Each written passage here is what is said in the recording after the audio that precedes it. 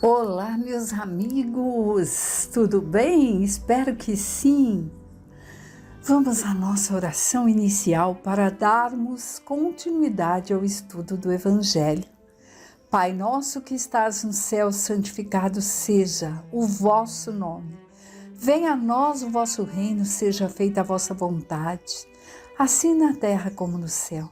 O pão nosso de cada dia dai-nos, ó Pai, hoje e sempre. Perdoai nossas dívidas como devemos perdoar a quem nos deve. Não nos deixes cairmos em tentações e livrai-nos, ó Pai, de todo mal. Que assim seja com a graça de Deus, Pai. Pois bem, estamos estudando o finalzinho do capítulo 17 do Evangelho segundo o Espiritismo, Sede perfeitos. E estamos nas instruções dos Espíritos.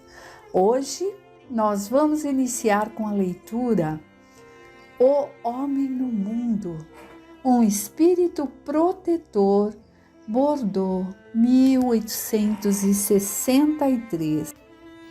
Vamos à leitura.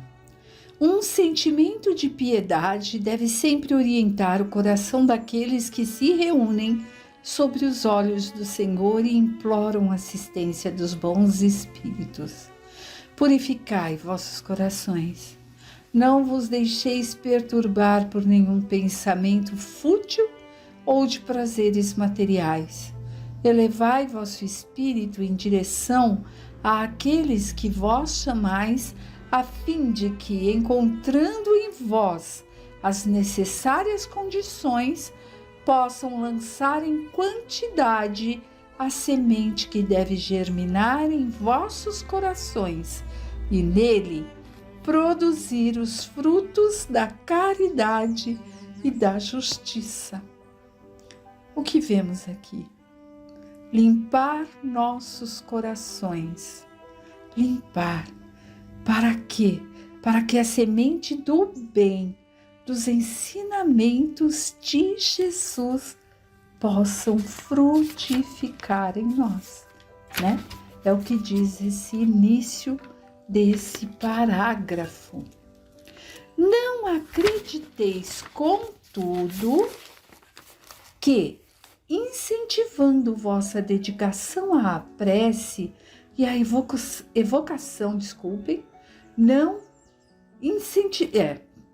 vou recomeçar essa frase. Não acrediteis que, incentivando vossa dedicação à prece e à evocação mental, desejamos vos levar a viver uma vida mística. O que será que significa, né? Os espíritos não querem, eles dizem para nós nos limparmos, nos elevarmos, para que consigamos ouvir ali as intuições que os espíritos amigos e superiores nos emanam. Limpar aquela sujeirinha do coração. Poeira, teia de aranha? Não. Sentimentos que ficam ali arraigados e que a gente parece que gosta. Falta botar aguinha para ver se cresce. Né? Ai, tô de mal com fulano. Ai, eu briguei com ciclano. É disso que fala. E aí pede para que a gente limpe esse coração para que os ensinamentos de Jesus possam brotar ali e que possamos viver em condição de colocarmos em ação esses ensinamentos.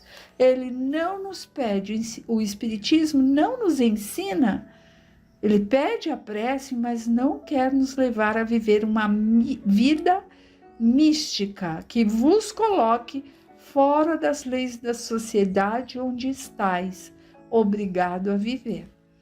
Por quê? Porque os espíritos não nos ensinam a viver sós, em oração, sabe?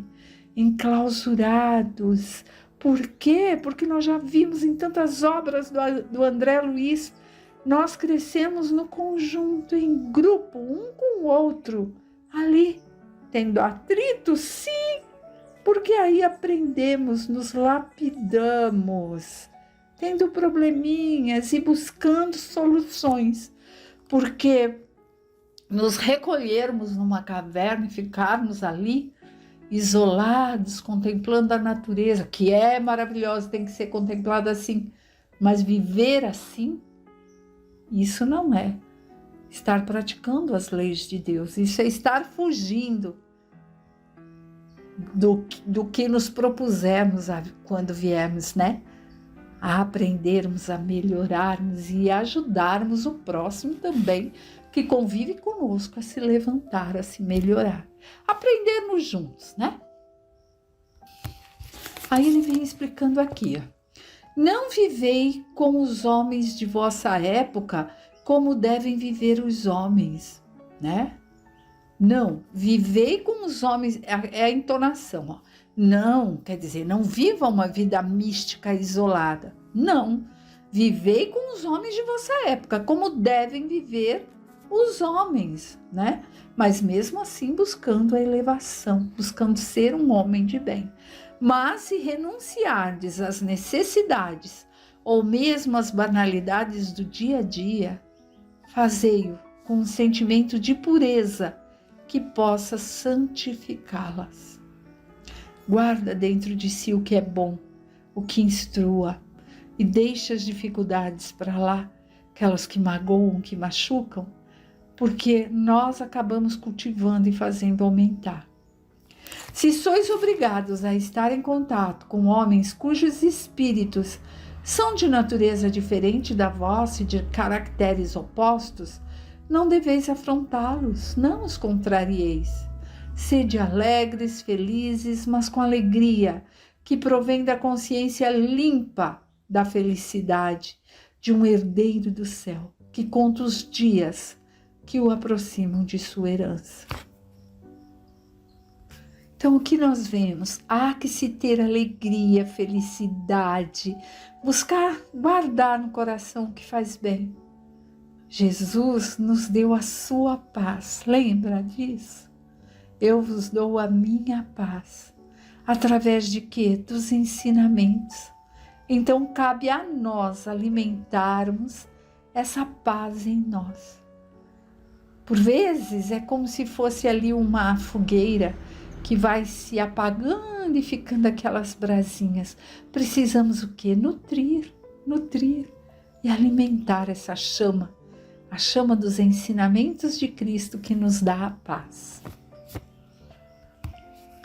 A virtude não consiste em assumir um aspecto severo e sombrio, em rejeitar os prazeres que vossa condição humana permite. Basta reger todos os vossos atos pela lei do Criador que vos deu a vida. Quando se começa ou termina uma obra, deveis elevar o pensamento a Ele e pedir-lhe, no impulso da alma, proteção, para nela ter êxito ou sua bênção para a obra acabada. O que quer que façais, ligai vosso pensamento à fonte suprema de todas as coisas, e não façais nada sem que a lembrança de Deus purifique e santifique vossos atos. Nós vimos aqui nesse parágrafo, né, que nós devemos buscar o auxílio de Jesus. Nós temos a nossa condição humana, devemos viver de acordo com a condição que temos e para tudo que formos fazer. Fazer virar um hábito. Deus Pai, abençoe meu dia, abençoe meu trajeto até meu trabalho, abençoe o que eu farei nesse trabalho e aqueles que estão ao meu redor. Isso é buscar o auxílio. Aí sim conseguimos desenvolver essa paz, porque estamos num pensamento de vibração maior, né? A perfeição encontra-se integralmente, como disse o Cristo, na prática da caridade sem limites. Porém, os deveres da caridade se estende a todas as posições sociais, desde a mais elevada à mais simples. Então, nesse trechinho, nós vemos que a caridade deve ser sem limite, né? E todas as posições sociais, desde a mais elevada até a mais simples, têm sim a capacidade e a condição de praticar a caridade. Porque nós já vimos, nós já lemos, em todos os capítulos Jesus nos coloca um pedacinho falando da caridade, porque o caminho, a senha para acessar a Deus é a caridade, né? E por vezes aquele que nada tem materialmente é capaz de fazer brotar um sorriso num coração entristecido. E isso é caridade. O ouvido que escuta, o estar presente. O homem, se vivesse só, não teria como exercitar a caridade. E somente no contato com os semelhantes, nas lutas mais difíceis, é que encontra a ocasião de exercê-la. Aquele que se isola priva-se voluntariamente do mais poderoso meio de aperfeiçoar-se e, pensando apenas nele, sua vida é a de um egoísta. Não é preciso se isolar dizendo que vai alcançar a êxtase e chegar ao Pai. Muito pelo contrário. Não imagineis que para viver em comunicação constante conosco, com a espiritualidade amiga, para viver sob observação do Senhor, seja preciso entregar-se ao martírio e cobrir-se de cinza. Ou seja, não é necessário fazer penitência, se punir, como havia lá, né, há tempos e tempos e tempos atrás, que saíam-se em procissões, se batendo com aquele, não sei se era pau ou ferro, que tinha uma bola de ferro na ponta para machucar-se. Não é isso que se pede. Não precisa ser feita essa penitência. Isso aí é penitência do corpo. Não é da moral, da índole, do ser em si, do interior. Não, não é isso. Mais uma vez, não. Sede felizes de acordo com as necessidades humanas, mas que na vossa felicidade nunca entre um pensamento ou um ato que possa ofender a Deus ou entristecer a face daqueles que vos amam e vos dirigem. Deus é amor e abençoa aqueles que amam com pureza. Então, nesse item, né, o homem no mundo, nós vimos muitas coisas e aqui nesse final a gente vê que não devemos nos afastar das alegrias que a vida na terra nos permite. Nós devemos sim encontrar com os amigos, fazer almoço com os nossos familiares, brincar com a nossa criançada, com os filhos, netos, porque isso faz bem, alegra a alma. E são esses sentimentos bons que devemos cultivar para carregarmos quando partirmos daqui. Ser alegre faz bem a nós e faz bem aos outros, né? Então, a gente tem que ser alegre, mas o que nós não podemos é que fazer que, para sermos alegres, nós tenhamos que fazer o outro triste, né? Vamos à próxima leitura. Cuidar do corpo e do espírito. Nos dias de hoje, muitos cultuam o corpo, querem o corpo sarado, né? Mas se esquecem do espírito, se esquecem de Deus, se esquecem dos ensinamentos. Então, quem nos traz essa psicografia é Georges, Espírito Protetor, Paris, 1863. Será que a perfeição moral consiste na martirização do corpo?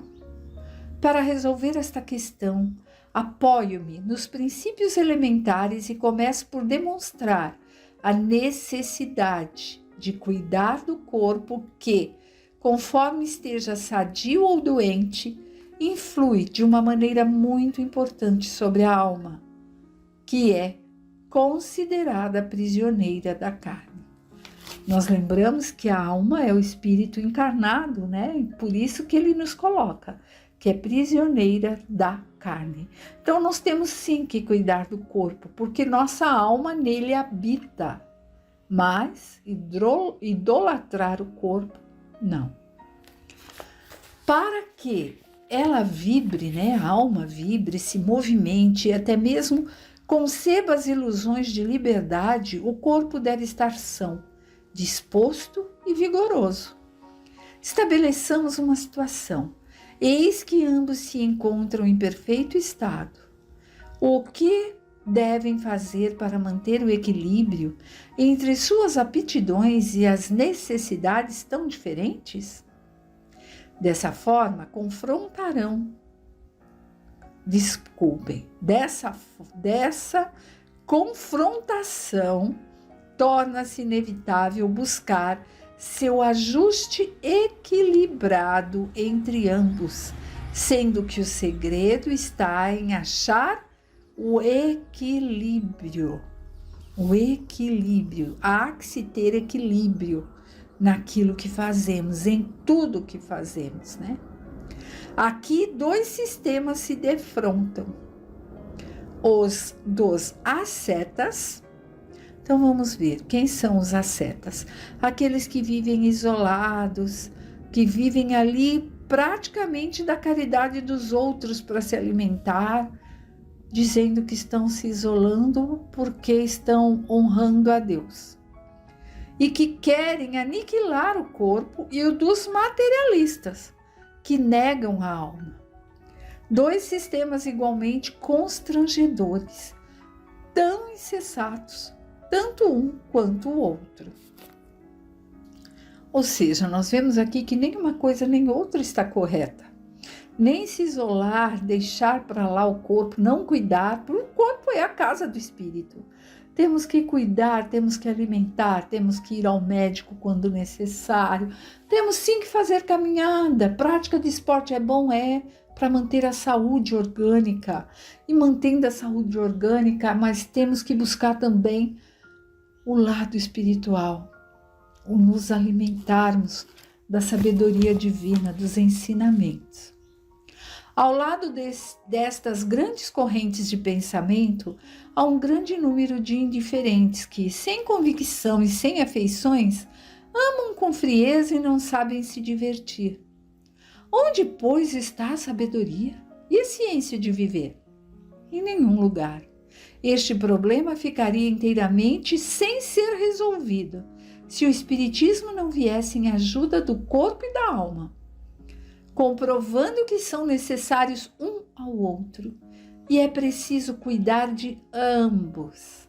Amai, pois, vossa alma, mas cuidai também do corpo, que é instrumento da alma. Nós devemos ter gratidão ao nosso corpo.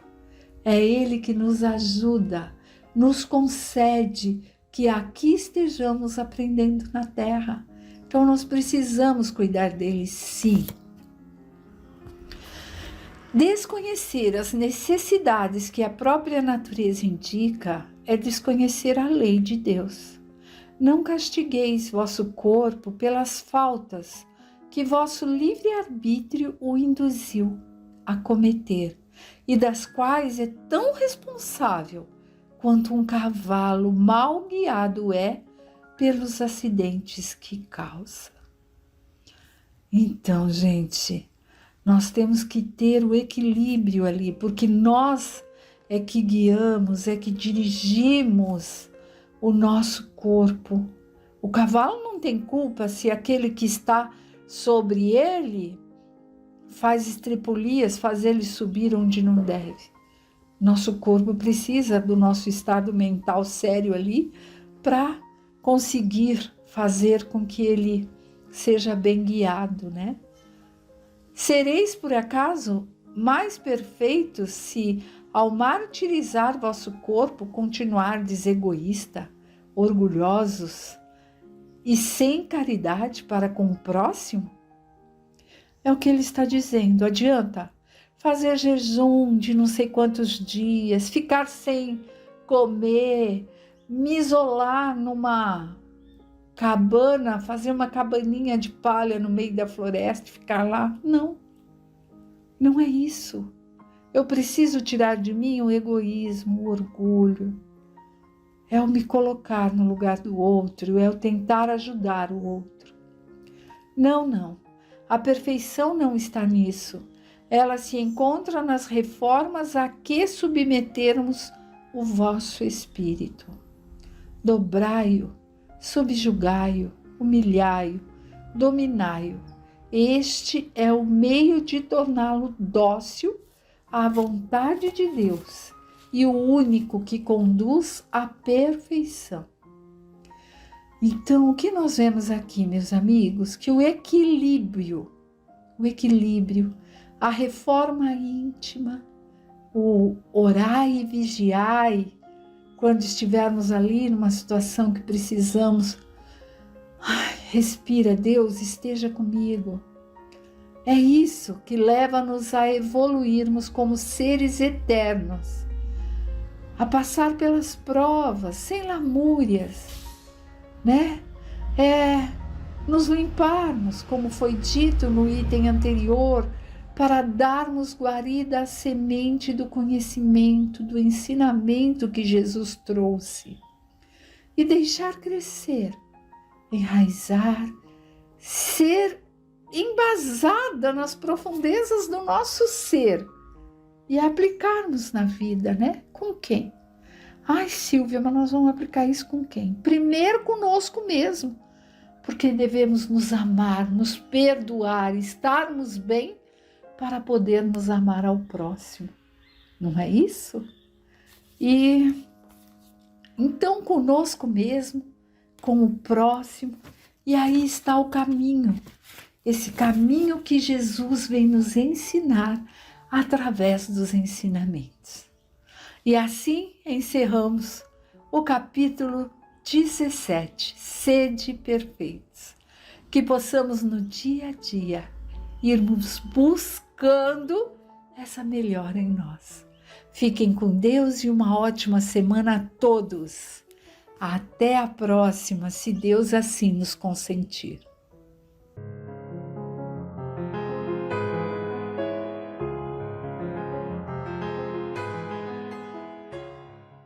Pedindo a Deus nosso Pai e a Jesus nosso Mestre amigo, que esteja conosco agora e sempre, vamos dar continuidade à leitura e reflexão do Livro dos Espíritos por Allan Kardec.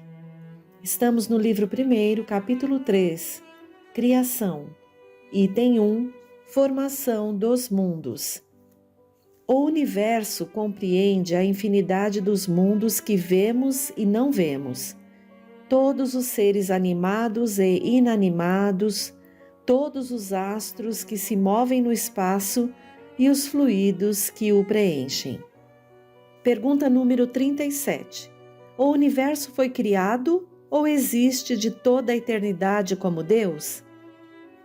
Ele não pode ter sido feito por si mesmo, e se existisse de toda a eternidade como Deus, não poderia ser obra de Deus. Nota de Allan Kardec.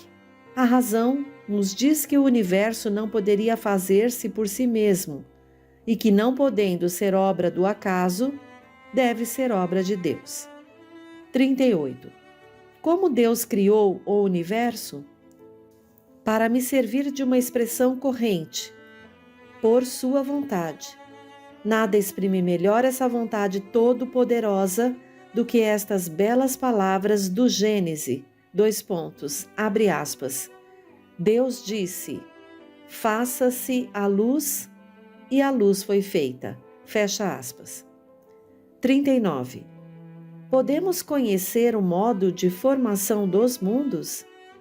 Tudo o que se pode dizer e que podeis compreender é que os mundos se formam pela condensação da matéria espalhada no espaço.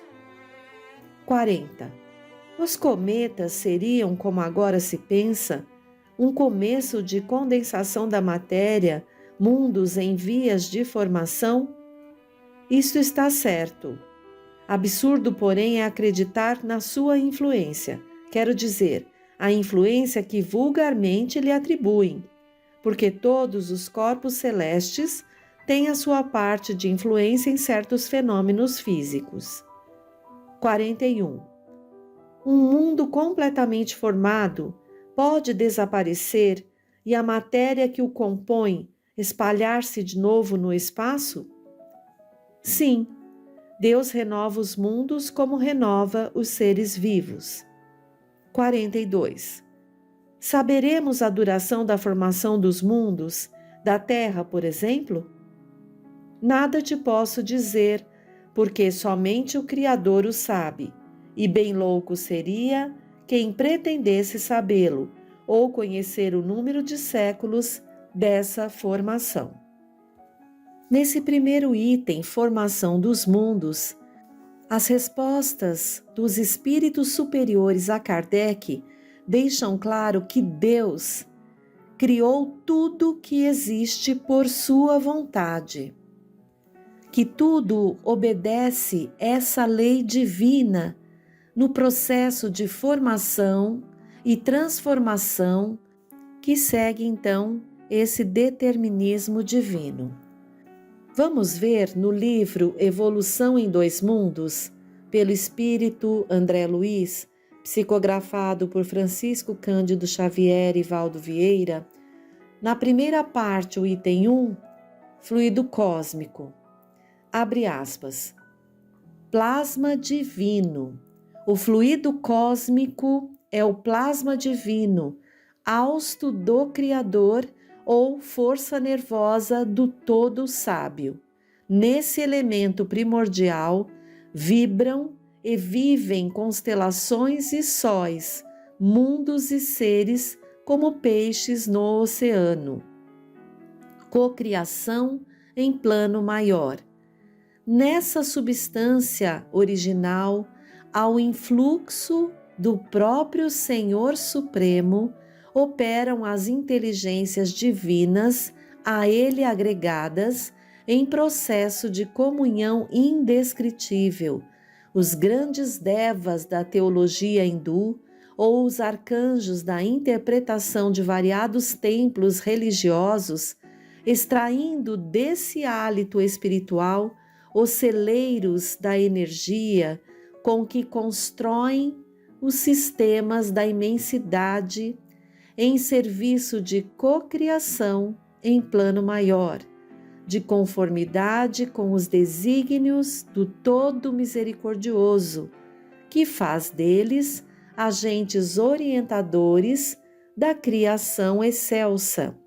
Essas inteligências gloriosas tomam o plasma divino e convertem-no em habitações cósmicas de múltiplas expressões, radiantes ou obscuras, gaseificadas ou sólidas, obedecendo a leis pré-determinadas, quais moradias que perduram por milênios e milênios, mas que se desgastam e se transformam, por fim, de vez que o espírito criado pode formar ou cocriar, mas só Deus é o Criador de toda a eternidade.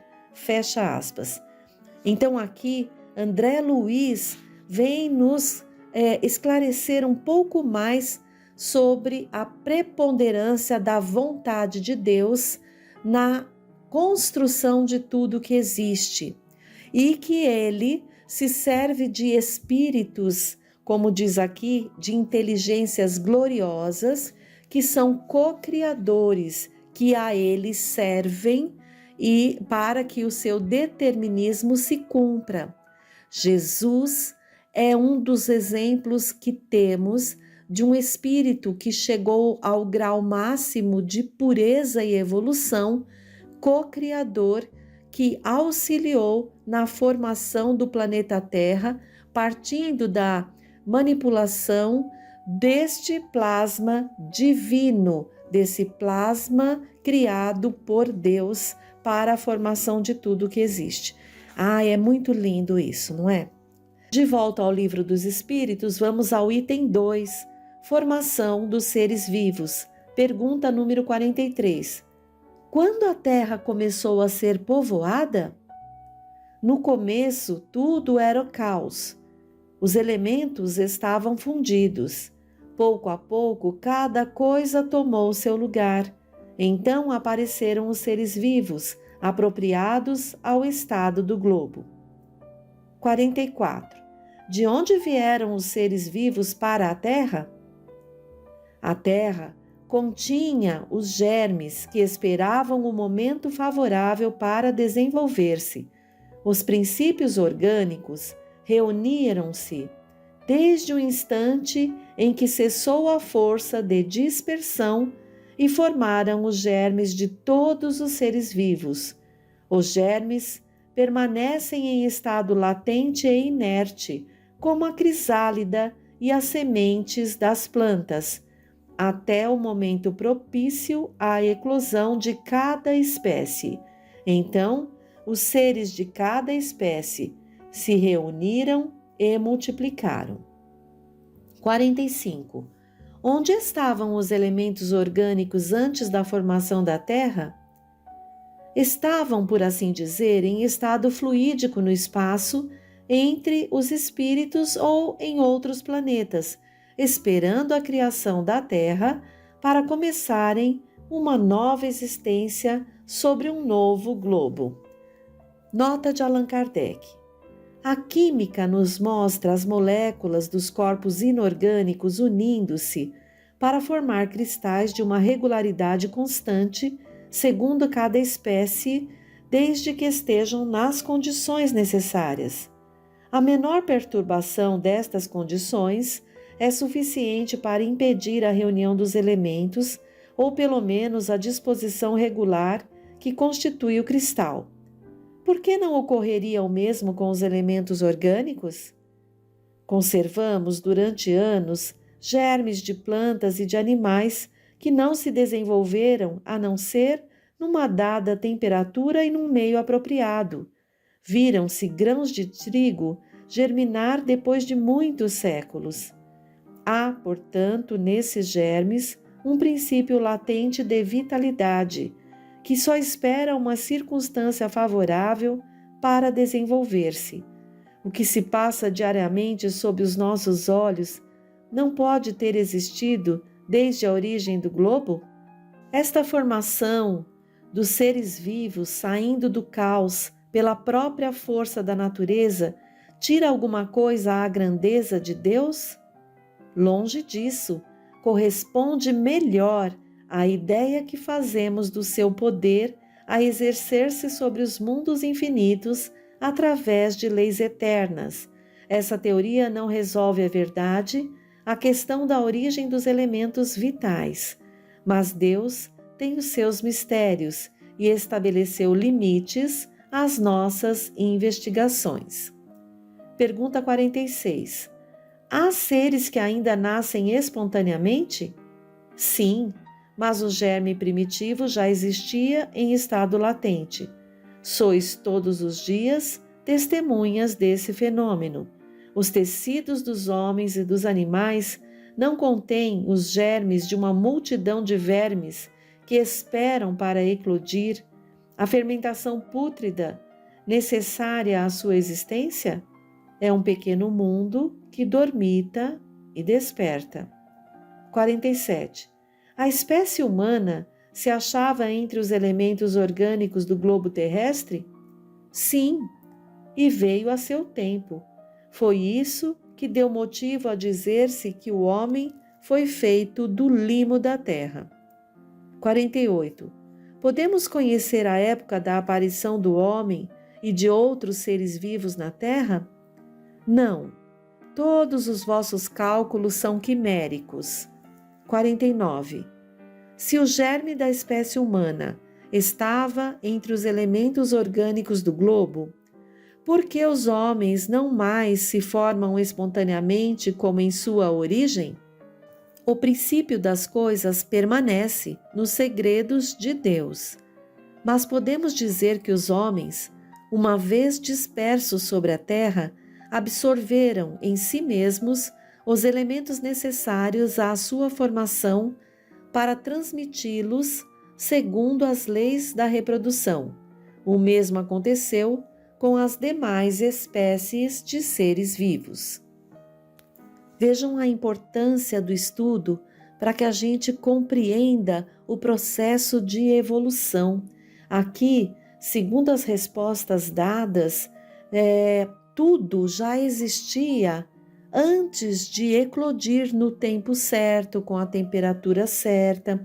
Então, desde a formação, por exemplo, do nosso planeta, que passou por estados de incandescência, resfriamento e foi levando milênios para chegar até o ponto de receber os primeiros seres vivos.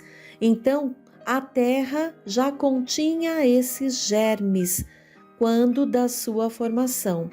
Tudo está novamente, como vimos, dentro desse determinismo divino. Tudo segue a vontade do Criador, a vontade de Deus.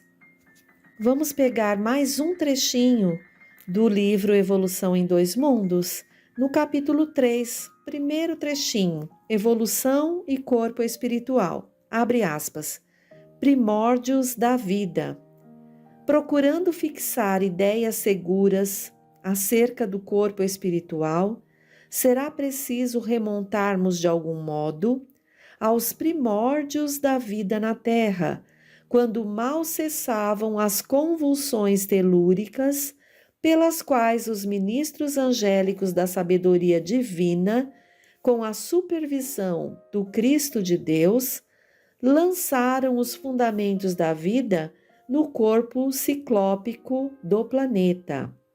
A matéria elementar, de que o eletrão é um dos corpúsculos base, na faixa de experiência evolutiva sob nossa análise, acumulada sobre si mesma ao sopro criador da eterna inteligência, dera nascimento à província terrestre, no estado solar a que pertencemos, cujos fenômenos de formação original não conseguimos por agora abordar em sua mais íntima estrutura. A imensa fornalha atômica estava habilitada a receber as sementes da vida e, sob o impulso dos gênios construtores que operavam no orbe nascituro, vemos o seio da terra recoberto de mares mornos, invadido por gigantesca massa viscosa a espraiar-se no colo da paisagem primitiva. Dessa geleia cósmica, verte o princípio inteligente em suas primeiras manifestações, trabalhadas no transcurso de milênios pelos operários espirituais que lhes magnetizam os valores, permutando-os entre si sob a ação do calor interno e do frio exterior. As mônadas celestes exprimem-se no mundo através da rede filamentosa do protoplasma, de que se lhes deriva a existência organizada no globo constituído.